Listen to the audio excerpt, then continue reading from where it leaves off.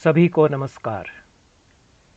सत्यनारायण व्रत कथा एक बहुप्रचलित व्रत और अनुष्ठान हिंदू समाज में रहा है।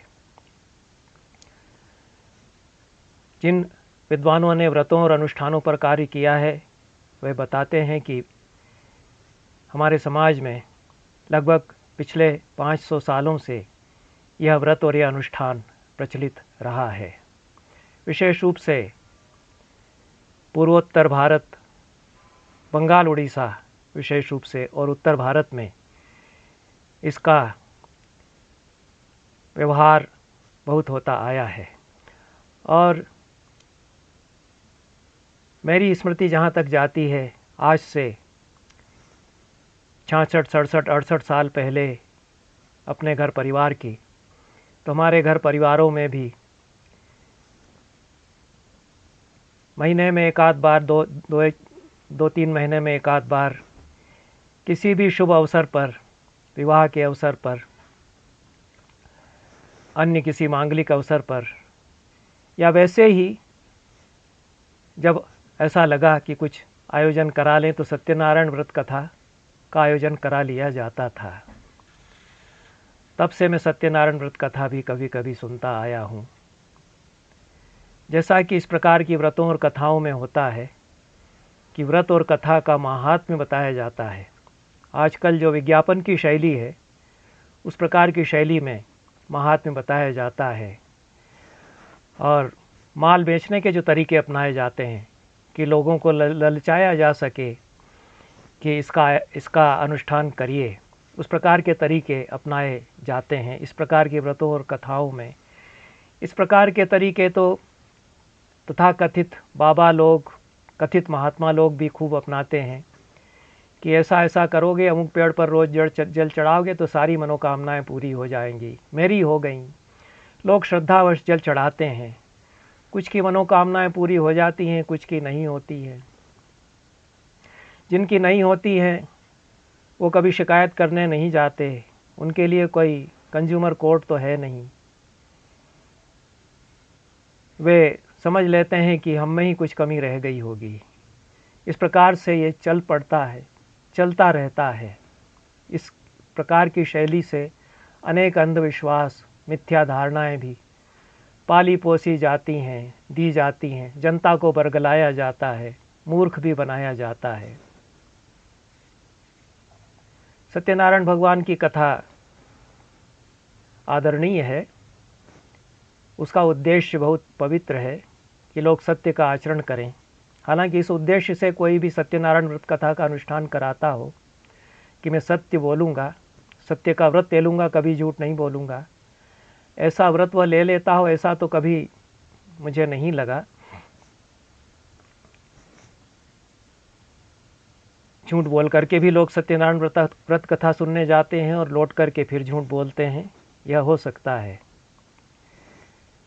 लेकिन प्रचार की वही तकनीक इस कथा में भी अपनाई गई है जो प्रायः अपनाई जाती है। भगवान विष्णु नारद जी को बताते हैं कि इस कथा के श्रवण से और व्रत के अनुष्ठान से लौकिक क्लेश मुक्ति, सांसारिक सुख समृद्धि तथा पारलौकिक लक्ष्य की सिद्धि होती है। उस सब के लिए यही एक राजमार्ग है, वह सत्यनारायण व्रत है।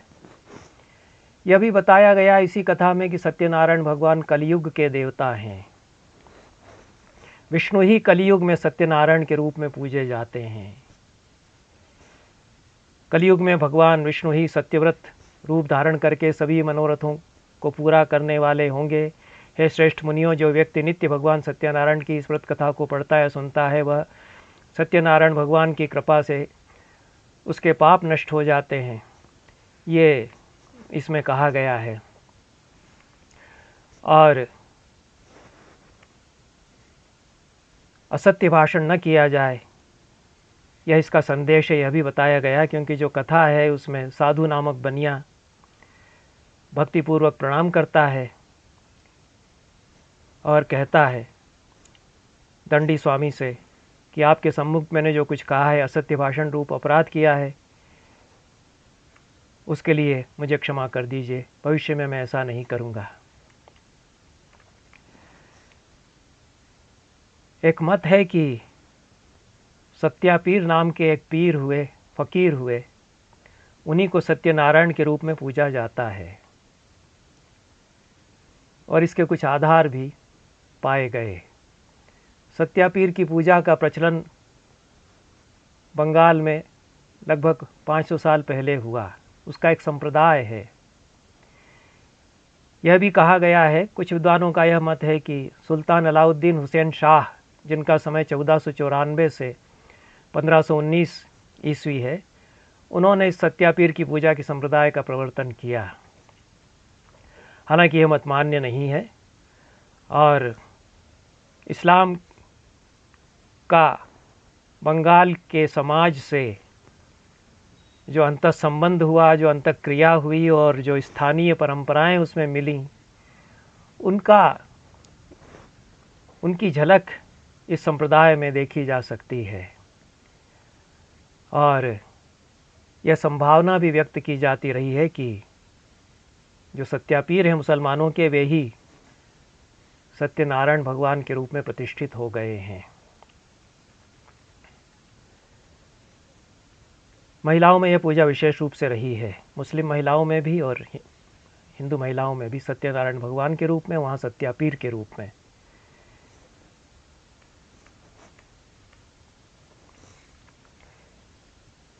एक यह भी मत इसके संबंध में व्यक्त किया गया कि कट्टर इस्लाम पंथ का जब प्रचार होने लगा जिहादी भावना के साथ और जबरन मुसलमान बनाया जाने लगा, तो विष्णु की पूजा सत्यनारायण के रूप में करते हुए आत्मरक्षा के लिए हिंदू लोग यह कहने लग गए कि हम अपने भगवान की नहीं, हम तो सत्यापीर की पूजा कर रहे हैं। इस तरह से सत्यापीर और सत्यनारायण भगवान एक हो गए। सत्यापीर कभी हुए थे क्योंकि उनके बारे में अनेक लोक कथाएँ प्रचलित हैं, बंगाल में प्रचलित हैं और ऐसी कथाओं का संकलन भी किया गया है। विजेंद्र नाथ नियोगी की पुस्तक है सेक्रेट टेल्स ऑफ इंडिया, जो मैकमिलन एंड कंपनी से छपी है लंदन से 2016 में। उसमें उन्होंने दोनों संभावनाओं पर विचार करते हुए ऐसी कुछ कथाओं के उदाहरण भी दिए हैं। सत्यापीर की पूजा सत्यनारायण भगवान के रूप में की जाने लगी क्योंकि वो ऐसे फ़कीर थे जो करामात करते थे, चमत्कार करते थे। यह एक संभावना बनती है। दूसरी संभावना यह भी है कि आत्मरक्षा के लिए विष्णु की पूजा सत्यनारायण के रूप में करते हुए धर्मभीरु हिंदुओं ने, जो ज़बरदस्ती करने वाले मुस्लिम मतावलंबी थे, उनके सामने दिखावा किया कि हम सत्यापीर की पूजा कर रहे हैं और कहीं कहीं सत्यापीर ही सत्यनारायण भगवान है, ऐसा भी कथाओं में आता है। दोनों तरह की लोक कथाएँ मिलती हैं। सुकुमार सेन एक दूसरे विद्वान हैं नियोगी के अलावा जिन्होंने इस दिशा में अध्ययन किया है। बांग्ला साहित्य के जाने माने अध्येता हैं। बांग्ला साहित्य और इतिहास उनकी किताब है, उसमें भी उन्होंने इस तरह की कथाओं का उल्लेख किया है। नियोगी तथा सुकुमार सेन दोनों स्वीकार करते हैं कि इस तरह का गुथाव हो गया है कथाओं में कि पहचान करना मुश्किल है कि हकीकत क्या है, सच्चाई क्या है। और सत्यापीर की कथाएं सत्यनारायण भगवान की कथा में कहीं कहीं तरलित हो गई हैं, संक्रांत हो गई हैं, या विष्णु की सत्यनारायण के रूप में पूजा का संप्रदाय कदाचित वहाँ कुछ घुल मिल गया है। और ऐसी भी कथाएं मिलती हैं जिनमें कि सत्यापीर समझाते हैं लोगों को कि एक ही ब्रह्म है, एक ब्रह्म निराकार है, दो देवता नहीं हो सकते, ब्रह्मा विष्णु महेश सब उसी के नाम हैं, नामांतर मात्र हैं, उसको निरंजन कहो या बिस्मिल्लाह कहो, केवल वही है, उसी को मानो। तो यह कहीं न कहीं उल्लेख तो आ ही गया सत्यापीर के कथनों में ब्रह्मा विष्णु महेश का, और जो इस्लाम का दर्शन है निराकार ईश्वर को मानने का, उसके अनुसार उसको विनियोजित किया गया। एक बहुत दिलचस्प बात जो पूरे सत्यनारायण व्रत कथा के अनुष्ठान में हमेशा देखी जाती रही है, और मैं समझता हूँ कि पिछले 500 सालों से यही स्थिति रही है कि कोई प्रतिमा वहाँ नहीं रखी जाती, तख़्त रहता है, पूजा होती है। किसकी पूजा हो रही है? निराकार है, तस्वीर या प्रतिमा नहीं रखी जाती। अब मैं कह रहा हूँ तो हो सकता है रखने लग जाएं लोग, क्योंकि कोई बात आ जाती है तो लोग कहते हैं अरे रख दो, फिर प्रतिमा क्या है। तो रिवाज बदलते रहते हैं। लेकिन जितना मैंने देखा और जितना लोगों ने बताया है, जिन विद्वानों ने काम किया है इन लोगों ने, वो भी ये स्वीकार करते हैं कि इसमें साकार प्रतिमा कहीं नहीं रहती। तो यह एक कहीं न कहीं से संबंध के ताने बाने जुड़ते हैं। बहरहाल सत्यापीर की पूजा भी होती रही, उन पर कथाएं भी गढ़ी जाती रहीं, सत्यनारायण भगवान की भी पूजा होती रही, दोनों में कहीं घालमेल भी होता रहा, यह स्थिति रही है। और बंगाल से संप्रदाय फैलता है, उड़ीसा तक पहुंचता है और फिर उत्तर भारत के अनेक क्षेत्रों में, हमारे घर परिवारों में आ जाता है। यहाँ तक कि बांग्लादेश में इसका बहुत प्रचलन है और वहाँ जो बौद्ध मतावलंबी हैं वो भी सत्यापीर की पूजा करते हैं। इसमें एक पूरे इस किस्से में एक नया आयाम जुड़ता है। एक शेख शुभोदया नाम से संस्कृत में किताब मिलती है, 18वीं शताब्दी में लिखी हुई है, छपी हुई है। सुकुमार सेन ने ही उसका संपादन किया है, कलकत्ता से छपी थी। अनोखी दुर्लभ पांडुलिपि है, किसी तरह प्राप्त हो गई, बची रह गई, यही एक करिश्मा है कि कैसे वो बची रह गई। भूमिका में सुकुमार सेन बताते हैं कि मालदा के मजिस्ट्रेट उमेश चंद्र बतब्याल थे। उन्होंने बाबू हरिदास से सुना कि मस्जिद में कहीं एक संस्कृत की पोथी रखी हुई है और वो लोग उसकी पूजा वूजा करते हैं, अगरबत्ती धूप उसको दिखाते हैं। तो उन्होंने, चूँकि मजिस्ट्रेट थे, उन्होंने अपने प्रभाव का इस्तेमाल करके और उसकी नकल करवाने की व्यवस्था की कि अगर वो संस्कृत की पोथी है तो उसकी रक्षा होनी चाहिए। तो बाबू हरिदास ने किसी तरह उनके प्रभाव से उसकी नकल की, 2 प्रतियाँ उन्होंने तैयार की। वो उन्होंने एक प्रति दे दी मजिस्ट्रेट बाबू उमेश चंद्र बतव्याल से। फिर उनका मालदा से स्थानांतर हो गया, वे अपने साथ 2 प्रतियाँ ले गए थे। एक प्रति उसकी बाबू हरिदास के पास रही, जो कि रफ प्रति उन्होंने बनाई थी। उसकी फिर उन्होंने साफ स्वच्छ प्रति बनाने के लिए बनाई और उसको उन्होंने मजिस्ट्रेट साहब को सौंप दिया। बाद में पता नहीं चला कि मजिस्ट्रेट साहब के पास से प्रतियाँ कहाँ हैं, वो नहीं प्राप्त हो सकी। सुकुमार सेन को जो प्रति प्राप्त हुई है वह बाबू हरिदास ने जो पहली नकल की थी वह है, और उसके आधार पर यह संस्करण उन्होंने प्रकाशित किया। शेख शुभोदया पुस्तक का नाम है। शेख संस्कृत शब्द गढ़ा गया है शेख के लिए, यह शेख की कथा है। सुकुमार सेन भूमिका में बताते हैं कि यह गौरनगर में 22 हजारी मस्जिद में यह पोथी रखी रहती थी और इसी तरह से इसको आदर के साथ ही वो लोग रखते थे। इसको प्राप्त करना यद्यपि कठिन था, और वह 22 हजारी मस्जिद बहुत ही पवित्र स्थान हिंदुओं के लिए भी इसलिए था क्योंकि उसमें कोई पोथी रखी हुई है, ऐसा बताया गया है। मेरे YouTube के इस चैनल पर 2 वीडियो हैं, मस्जिद में ब्राह्मण और मस्जिद में नारायण स्मृति। मेरा कहना यह रहा है कि कई दरगाह ऐसे हैं जहाँ हिंदू और मुसलमान एक साथ शीश झुकाते हैं, और यह भी संभव है कि मस्जिद में बैठ कर के किसी को अल्लाह का दीदार हो जाए, जैसा कि हुआ। यह भी संभव है कि मस्जिद में संस्कृत में शिलालेख हो और उसमें विष्णु का स्तवन किया गया हो, जैसा कि हुआ कि इब्राहिम आदिल शाह, उन्होंने तो रसमंजरी भी लिखी, सरस्वती का स्तवन भी किया, संस्कृत के शास्त्रों का भी ज्ञान प्राप्त किया, और संगीत के बड़े आराधक थे, गोलकुंडा के बादशाह। ऐसे और भी कई बादशाह हुए हैं, केवल इब्राहिम आदिल शाह ही अपवाद नहीं है। मोहम्मद शाह की संगीत मालिका मिलती है, और भी इस तरह की किताबें मिलती हैं, और संस्कृत में लिखी हुई भी इन लोगों की किताबें मिलती हैं। इस परंपरा में यह संभव था कि मस्जिद में बैठ कर के नारायण की स्मृति किसी को हो और मंदिर में बैठ कर के किसी को अल्लाह का दीदार हो। यह इस पोथी के बारे में भी यह माना गया कि यह शुभ पुस्तक है। शेख का स्मरण शुभोदय के लिए होता है, इसलिए शेख शुभोदया इसका शीर्षक रखा गया। तो कोई एक परंपरा ऐसी बन रही थी कदाचित, जो दीवारें तोड़ती थी, संकीर्ण मजहबों की दीवारें तोड़ती थी। पिछले 100 सालों में धर्मांध लोगों ने, स्वार्थलोलुप नेताओं ने इस कदर बिगाड़ दिया है वातावरण कि अब यह संभव नहीं रहा कि मस्जिद में बैठते हैं साईं बाबा और वे कहते हैं कि द्वारका तो यहीं है, विष्णु का दीदार मैं यहीं करता हूँ। मुसलमान भी वे हैं। अब तो यह संभव नहीं रहा कि शिरडी के साईं मंदिर में मुस्लिम समाज के लोग निर्विकल्प रूप से श्रद्धावश दर्शन करने जाएंगे। इसलिए प्रश्न उठता है कि क्या उस पूरी परंपरा को ही हाईजैक कर लिया गया, उसको रीअप्रोप्रिएट कर लिया गया है एक बड़े बहुमत के द्वारा? यह प्रश्न उठता है। रामकृष्ण परमहंस जो कह रहे थे, उनकी सारी परंपराएं कैसे हमने विलोपित कर दी। उन्होंने कहा कि मैं तो इस्लाम के मत से भी साधना करके अल्लाह के दीदार करता हूँ, और यीशु मत से भी साधना करके यीशु का दर्शन करता हूँ, और वेदांत मत से भी साधना करके और ईश्वर का दर्शन करता हूँ, और प्रत्यक्ष ही दर्शन करता हूँ, यह उन्होंने दावा किया। हम लौटते हैं शेख शुभोदया के ऊपर।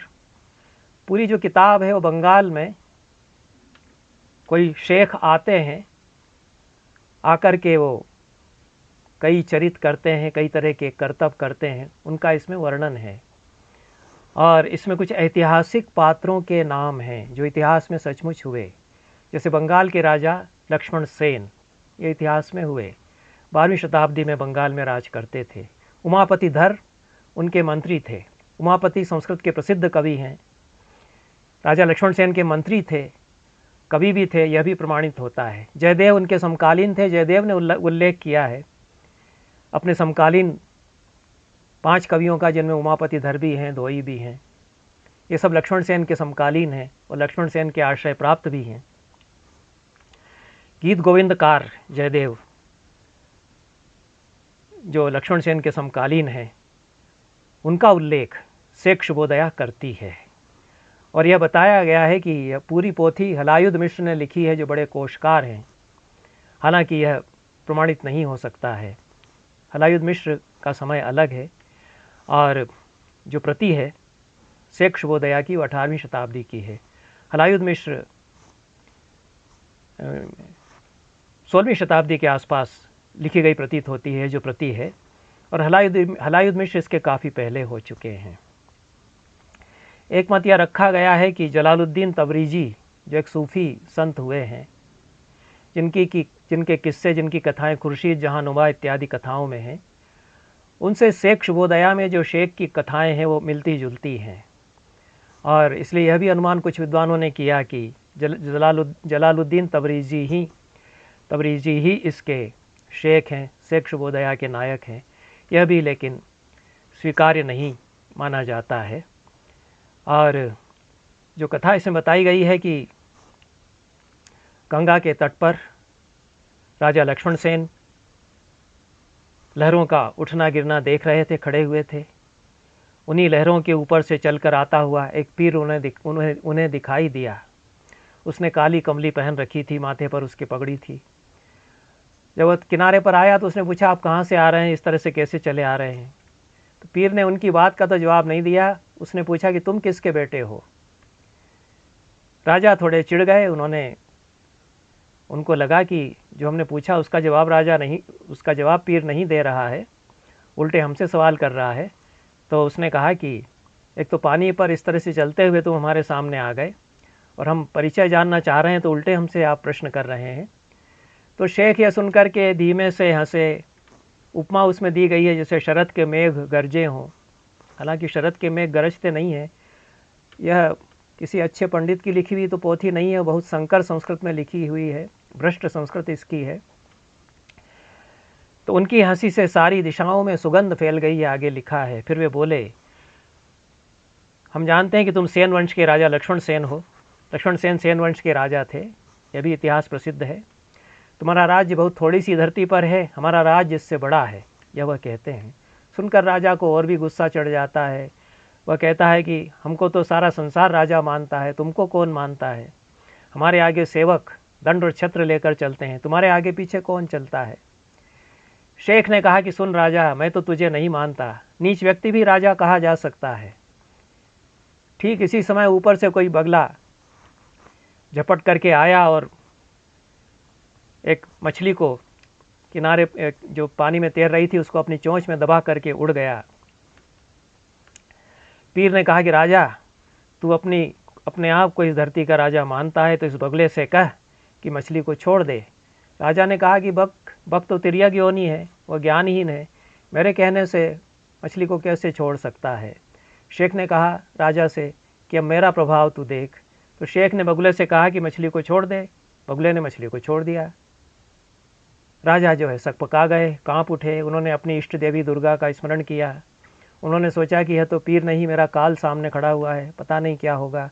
हे परमेश्वरी मेरी रक्षा कर, यह वह कहते हैं। शेख से क्षमा मांगते हैं। वो कहते हैं कि हमने आपको पहचाना नहीं, क्षमा कीजिए। माँ की गोद में बैठा बच्चा चंद्रमा को मार डालना चाहता है, पर चंद्रमा तो उसके ऊपर गुस्सा नहीं करता। आप भी मेरे ऊपर क्रोध मत कीजिए। शेख ने कहा कि न मेरे भीतर क्रोध है, न उत्साह है, न मैं तुम्हारे कहने से कुछ करता हूँ, न मैं तुम्हारे अधीन हूँ, मैं अपना स्वामी आप हूँ। तब राजा ने शेख को प्रणाम किया है। शेख ने कहा कि हे राजा, यदि तेरे भीतर दया है तो मेरे आगे आगे चल। राजा आगे आगे चला, शेख पीछे पीछे चले। दोनों चल रहे थे, सामने से मंत्री आ गए, उमापतिधर।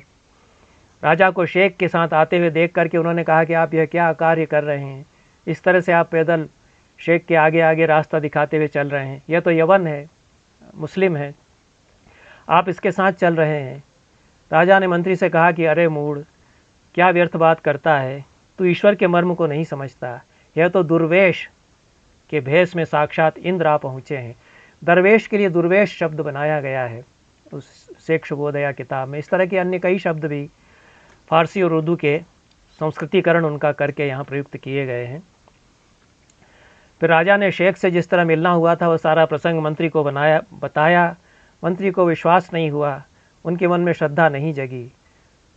उसने कहा कि यह तो कोई दुष्ट है, मायावी है, आपका इसका साथ ठीक नहीं है। दोनों इस तरह से बात कर रहे थे। शेख अपने मौज में वहाँ से चल दिए। इसके आगे पाठ टूटा हुआ है, कई जगह इसमें पाठ त्रुटित है, जैसी पोथी नकल की गई थी, अस्पष्ट अंश हैं। और यह आगे पढ़ कर के पता चलता है कि शेख किसी धोबी की बस्ती में जा पहुंचते हैं और वहां अपना डेरा डाल लेते हैं। आगे कथा आती है कि आधी रात का समय था, शेख सोए हुए थे। 3 बाघ वहां आ पहुँचे और वे धोबी के बेटे को खाने के लिए घात लगाए हुए थे। धोबी का बेटा भागता हुआ आया और शेख की गोद में चढ़ गया, दुबक गया। शेख ने कहा कि क्यों डरता है बच्चा, बाघ का कान पकड़ करके यहाँ खींच करके ले आ। धोबी के बच्चे ने कहा कि महात्मा जी मैं प्राणों से हाथ धो बैठूंगा, बाघ को तो मैं नहीं पकड़ पाऊंगा, मेरे बूते का नहीं है। शेख ने कहा कि अच्छा देख। तब उन्होंने 3 बाघों को आवाज़ लगाई, तीनों आ गए उनकी कुटिया में और शेख को प्रणाम करके चले गए। धोबी के बेटे की जान में जान आई। घर से धोबिन देख रही थी कि मेरा बेटा भाग करके गया है और शेख की कुटिया में चला गया है। उसके बाद 3 बाघ उसके कुटिया में चले गए हैं। वह चिल्लाने लगी और छाती पीट पीट करके रोने लगी, कहने लगी कि हाय हाय मेरे बेटे और शेख साहब को तो बाघ खा गए। कुटिया में जाकर देखने की हिम्मत नहीं हुई। धोबिन रो रही है। यह बात राजा तक पहुंची। मंत्री ने राजा से कहा कि महाराज, आप कह रहे थे कि बड़े महापुरुष के दर्शन हो गए, इंद्र के दर्शन हो गए हैं। उन महापुरुष को तो बाघ खा गया और उसके साथ धोबी का बेटा भी गया। राजा को यह सुनकर के लगा कि यह तो बड़ा अनर्थ हो गया। सिर पकड़ कर के वह बैठ गया। इधर धोबिन फिर किसी तरह हिम्मत करके शेख की कुटी में जाकर देखती है तो क्या देखती है कि शेख और उसका बेटा मज़े में आपस में गपशप कर रहे हैं। राजा भी फिर शेख से मिलने के लिए चल पड़ा। रास्ते में धोबिन मिली। राजा ने पूछा कि क्या हाल है तेरे बेटे के। धोबिन ने बताया कि सब ठीक है। तब राजा ने मंत्री को धिक्कारते हुए कहा कि अरे पापी, तुमने मेरे आगे फिर वही मिथ्या प्रलाप किया, तुम्हें इसका प्रायश्चित करना होगा। राजा ने धोबी को बेटे को बुलवाया और उससे पूछा कि तू बता रात को क्या क्या हुआ। उसने कहा कि 3 बाघ शेख साहब की कुटिया में आए थे, उनके पाँव पर शीश रख कर के चले गए। तब राजा ने सूत्रधारों को या शिल्पियों को, कारीगरों को, मिस्त्री जिनको कहते हैं, उनको बुलाया और कहा कि 25 ईंटों का 26 हाथ के कमरे वाला एक घर शेख साहब के लिए बनवा दिया जाए, और भला चाहते हो तो यह काम आज के आज हो जाना चाहिए। समय के बीतते बीतते शेख भी राजा पर स्नेह करने लग गए, उसके प्रशंसक हो गए। वो कहने लग गए कि हे राजा तू धन्य है। एक बार शेख और राजा जुआ खेल रहे थे। कुछ देर खेलते रहने के बाद शेख ने पास से रोक लिए और एकदम चुप हो गए और सिकुड़ करके अपने कपड़ों में छिपते हुए बैठे रह गए। मंत्री ने राजा से कहा कि देखिए क्या कर रहे हैं आपके पीर। एक क्षण बाद शेख ने हाथ में जो पासे छिपा रखे थे वो राजा को दिए और राजा से कहा कि हे राजा 2 कपड़े दे दे मुझे। तब राजा ने ध्यान से देखा तो देखा कि शेख के तो सारे कपड़े गीले हो चुके हैं। राजा ने पूछा, है महाबुद्धि है, क्या बात है? आपके कपड़े तरबतर हैं, पानी चू रहा है, ऐसा कैसे हो गया? शेख ने कहा कि हे राजा सुन, प्रभाकर नाम का बनिया है, वह समुद्र में जहाज से व्यापार का सामान रख करके जा रहा था। बीचों बीच सागर के त्रिशूली नाम का एक पेड़ था। भाग्य देखो कि बनिए का जहाज इस पेड़ से टकरा गया। उसका जहाज डूबा जा रहा था। उसने मुझे याद किया, मैंने उसके जहाज को उबार दिया है। उसके पानी से मेरे कपड़े भीग गए हैं। राजा यह सुनकर के चकरा गया। शेख ने कहा, सोचता क्या है, हमारा तो नियम है। इसके आगे संस्कृत में 2 पद्य हैं। शेख साहब कहते हैं, अरण्ये प्रांतरे वापि विग्रहे शत्रु संकटे सद्भावे स्मरति यस्तु। टूटा हुआ है अनुष्टुप थोड़ा। सद्भावे स्मरति यस्तु तत्र गच्छामि वै नृप परहंता परदारी। यहाँ भी अनुष्टुप टूटा हुआ है यदि अनुष्टुप माना जाए।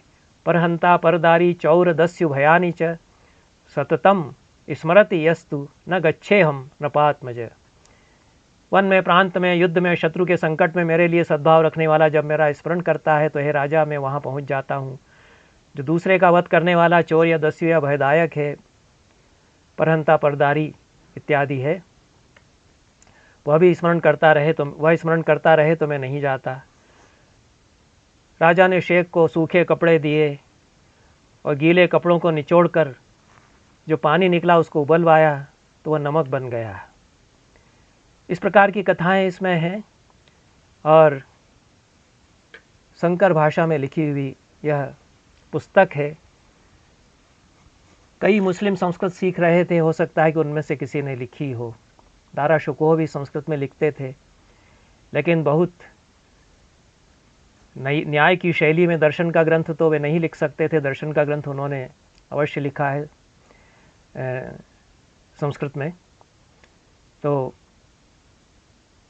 उस तरह की यह पुस्तक है। एक हाइब्रिड संस्कृत विकसित हो रही थी, उस तरह की सदुक्कड़ी संस्कृत भी बाद में उसको कहा गया और बौद्धों के अनेक ग्रंथ उस प्रकार की संस्कृत में लिखे गए। लेकिन संस्कृत भाषा है, त्रुटियां होने पर भी वह मोटी पुस्तक है, पठनीय है, इस पर काम किया जाना चाहिए।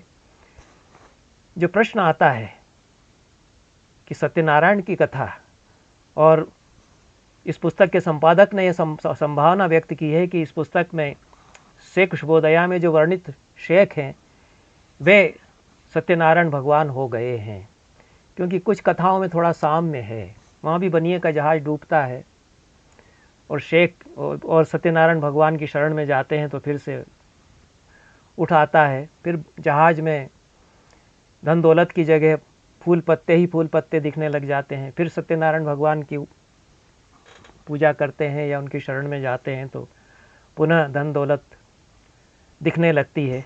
यह सब जो चमत्कार उस कथा में होते हैं, इस तरह की मिलती जुलती कथाएं मिलती हैं।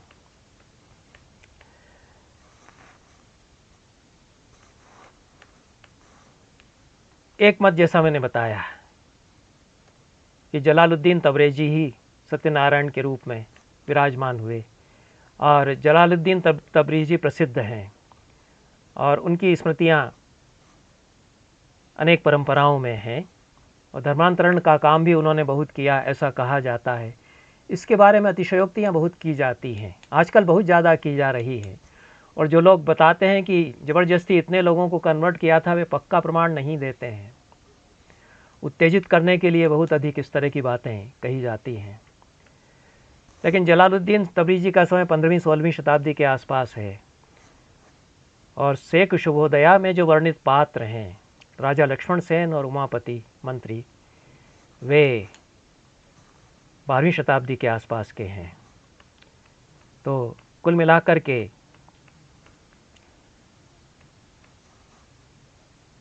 कहाँ पर परंपराएं मिली हैं और कैसे विकसित हुई हैं, यह कहना कठिन है, लेकिन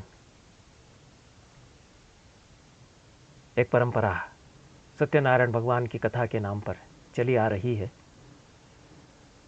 उसमें कुछ स्थानों पर जो मैंने पढ़ा, यह उसमें लिखा हुआ है कि यह कथा उन्होंने सुनी तो उनको यह फल प्राप्त हुआ, लेकिन वह कथा कौन सी थी जो सुनी उन लोगों ने, यह उसमें नहीं बताया जाता।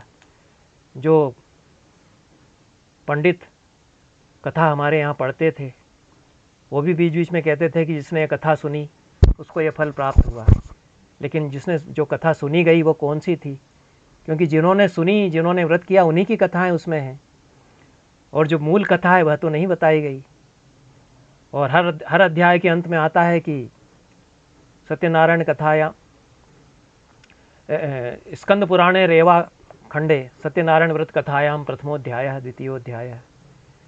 लेकिन जो स्कंद पुराण के संस्करण हैं, प्रामाणिक संस्करण हैं, उनमें तो सत्यनारायण व्रत कथा प्राप्त नहीं होती। पुराणों में तो अंश जुड़ते रहे हैं, बाद में हो सकता है कोई संस्करण ऐसा मिल जाए जिसमें कि सत्यनारायण व्रत कथा रेवा खंड में जोड़ दी गई हो। मूलतः स्कंद पुराण में नहीं थी। स्कंद पुराण के रेवा खंड में, काशी खंड में, अंबिका खंड में, नेपाल खंड में बाद में तीर्थ स्थानों के वर्णन और कथाएं जोड़ी जाती रही हैं। जो भी ब्राह्मण उनको प्रतियां बनाते थे, वे अपने स्थानों की कथाएं जोड़ सकते थे, जोड़ देते थे। पुराण तो इंसाइक्लोपीडिया हैं, विश्वकोश हैं। कोई नया व्रत, कोई त्यौहार नया चल पड़ा है तो उसकी कथा जोड़ दी गई। मूल पुराण का अंश जो महापुराण स्कंद पुराण है 18 पुराणों में, उसके मूल पुराण का वह मूलतः अंश नहीं रही होगी, ऐसा कहा जा सकता है। तब प्रश्न आता है कि इस प्रकार के देवी देवता उपजते हैं, एडवर्टाइजमेंट उनका खूब होता है, लोग उनकी भक्ति करते हैं, और कुछ देवता विलीन हो जाते हैं, कुछ चलते रहते हैं। उनका संदेश यदि उसमें कुछ था, तत्व था, तो वह तो पहले ही विलीन हो जाता है कि सत्याचरण का संदेश है, सत्य भाषण का संदेश है। तो जो सत्यनारायण व्रत कथा नहीं करता, वह भी यदि सत्य बोलने के व्रत का पालन करता है तो वह सच्चा विष्णु का पूजक है या सच्चा सत्यापीर का पूजक होगा, गांधी जिस प्रकार से थे। लेकिन हमारे समाज में व्रतों, अनुष्ठानों, कर्मकांडों के नाम पर जो अनेक प्रकार के दोहरे मानदंड हैं, दोहरे व्यवहार हैं, उनका उदाहरण यह कथा 500 सालों से तो चली आ रही है। कुछ देवी देवता उपजे और जल्दी विलीन भी हो गए, जैसे संतोषी माता 25, 30, 40 साल पहले शायद प्रकट हुई थी। ज़बरदस्त उनका हो हल्ला था, उनके शुक्रवार को खूब व्रत किए जाते थे, सारा अनुष्ठान, उनकी कथा खूब पढ़ी जाती थी, चने लाए जाते थे, व्रत उनके करते थे, बहुत सारी उनकी कथाएं, और वो फिल्म उन पर बन गई। शायद 25 साल पहले मैं बनारस गया तो किसी टाकीज में जय संतोषी माता फिल्म लगी हुई थी।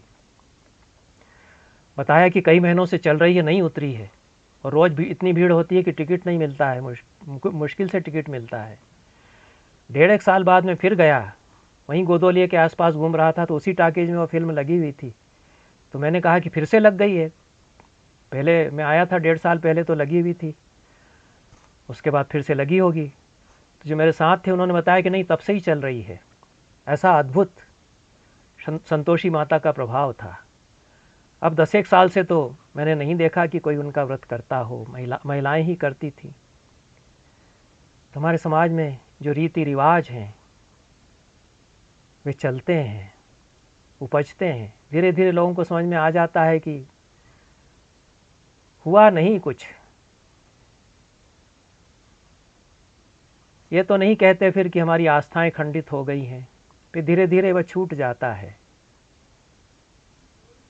इस प्रकार से भी कुछ कथाएं और भी हैं। इस पर अन्वेषण किया जाए तो कितने व्रत, कितनी कथाएं चलती हैं और फिर लुप्त भी हो जाती हैं, क्यों छोड़ दी जाती हैं वे? यह विचारणीय प्रश्न है। इन शब्दों के साथ मैं अपनी बात यहीं समाप्त करता हूँ। धन्यवाद।